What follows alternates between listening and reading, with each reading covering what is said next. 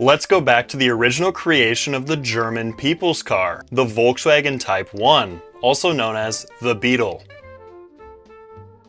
1937 saw the creation of Volkswagen themselves under the control of the National Socialist Party. We all know what that stands for.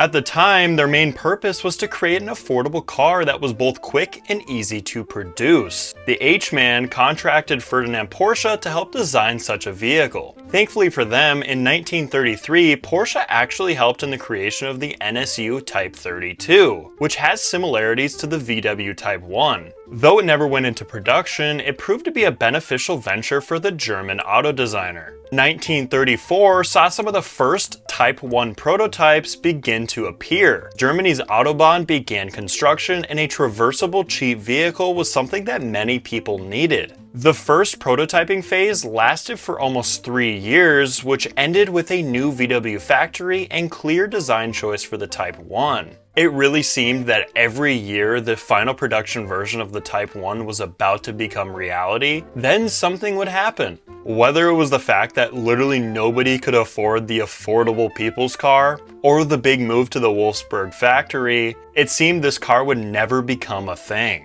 Then war began to take a hit on Germany, and military-based vehicles became more important than civilian ones. Most of the production efforts went towards building the Kübelwagen, Schwimmwagen, and the Kommanderswagen, which were all based on the Type 1. Of course, we all know how World War II ended, with 1944 seeing the evacuation of the Porsche family, and 1945 bringing the destruction of much of Germany. Surprisingly, even with the destruction of many of Volkswagen's assets, American and British troops were able to get their hands on Kübelwagens and Type 1s, using them to traverse the war-torn landscape of Germany. This was all because of one man, a British major named Ivan Hurst, who was set to be in charge of the Volkswagen factory and its region.